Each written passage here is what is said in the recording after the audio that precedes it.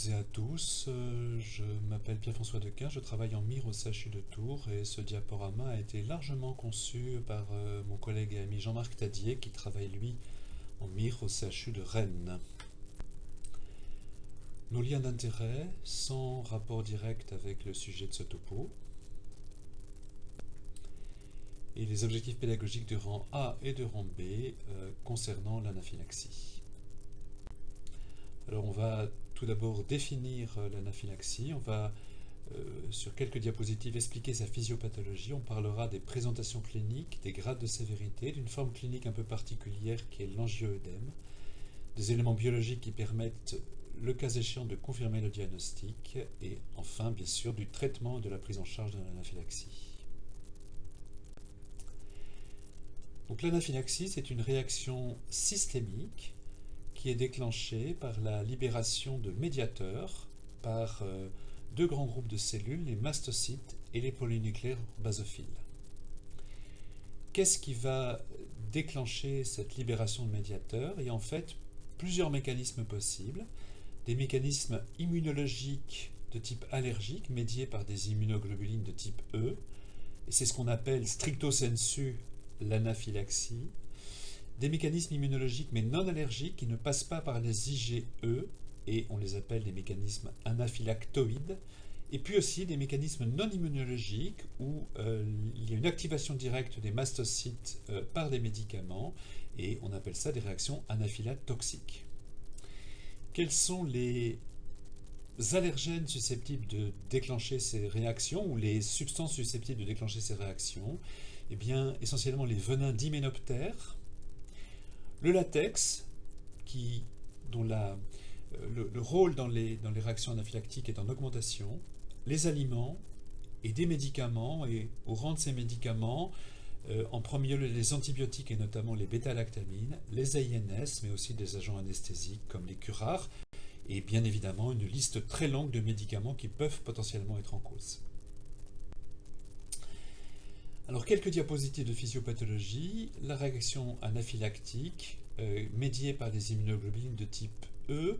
Une chose à retenir, c'est qu'il faut souvent une phase de sensibilisation lors d'un premier contact avec le médicament ou avec une substance qui ressemble au médicament. Il y a ensuite donc une fixation de ces IgE sur des récepteurs spécifiques de la cellule. Et lors d'un nouveau contact, soit avec le même médicament, soit avec un médicament qui ressemble avec une substance qui a initialement déclenché la sensibilisation, il va y avoir la révélation d'anaphylaxie avec l'accident lié à la dégranulation des mastocytes et des basophiles. Alors, le mécanisme anaphylactoïde, indépendant des IgE mais néanmoins de nature immunologique, il passe cette fois-ci par des immunoglobulines de type G, des complexes IgG, et il fait intervenir le complément, mais aboutit finalement à la même réaction de dégranulation. Et le mécanisme anaphylatoxique, non immunologique, une stimulation directe des mastocytes par effet direct du médicament. Alors ces différents médiateurs qui sont libérés, il y en a le plus précocement libéré, c'est l'histamine, mais sont également libérés des leucotriènes, des facteurs d'activation plaquettaire, des prostaglandines, du thromboxane A2. Globalement, ils ont tous des effets assez proches. Ils entraînent une bronchoconstriction, une vasodilatation, ils entraînent éventuellement de l'augmentation du péristaltisme intestinal, une augmentation des sécrétions bronchiques, des troubles de perméabilité capillaire, et tous ces effets vont expliquer les manifestations de l'anaphylaxie et des syndromes apparentés.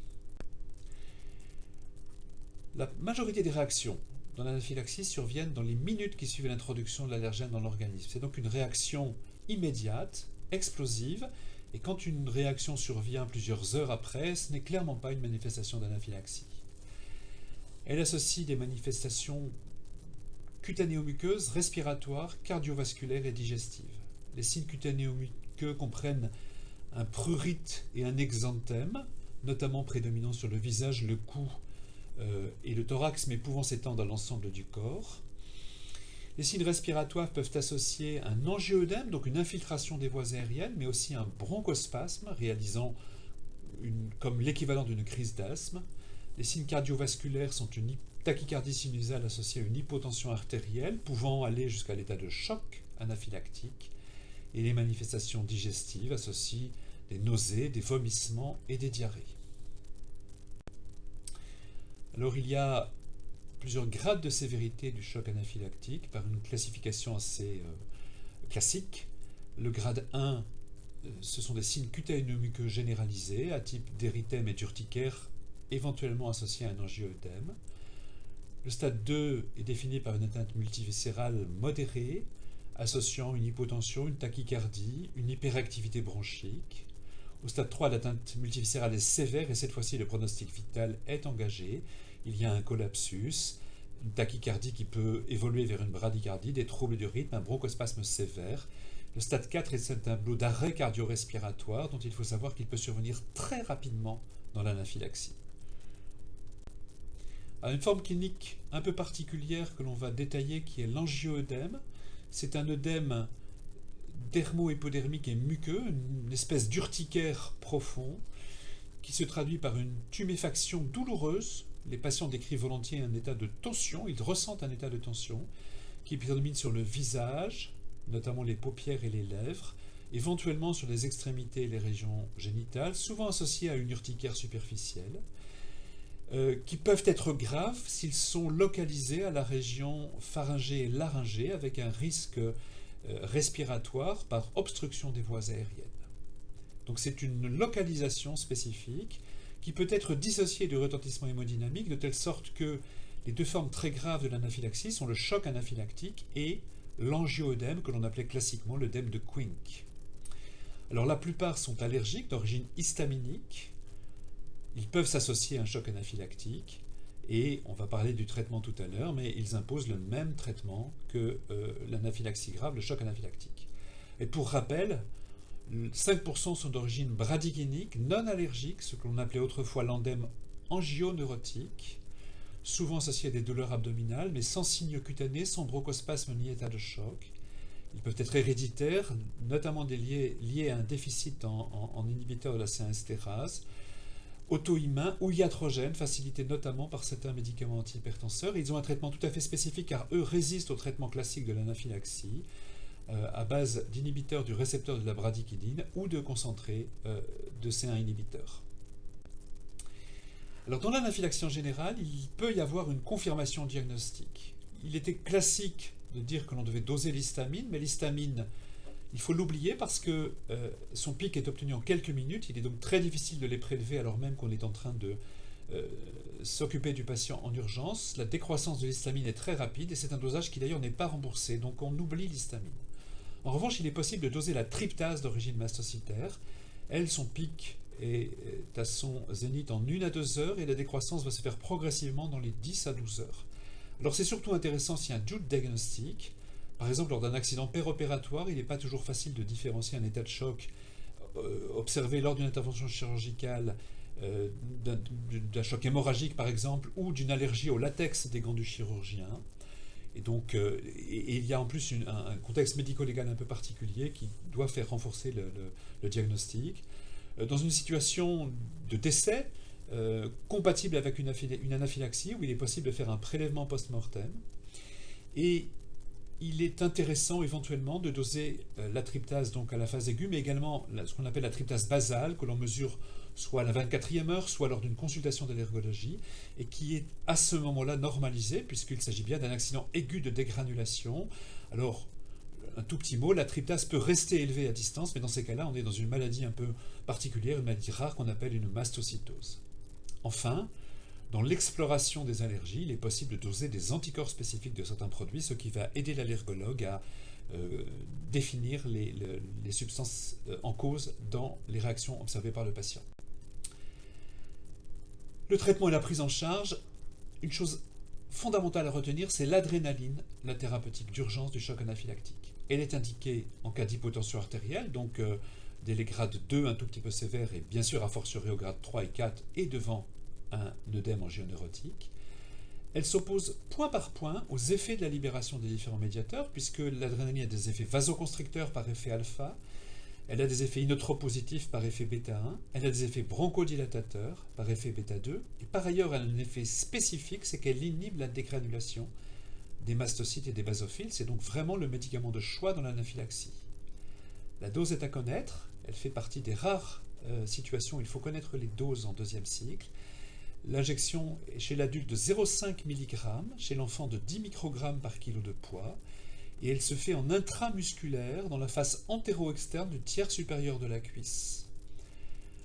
Il était classique de recommander l'injection de bolus intraveineux de 0,1 mg.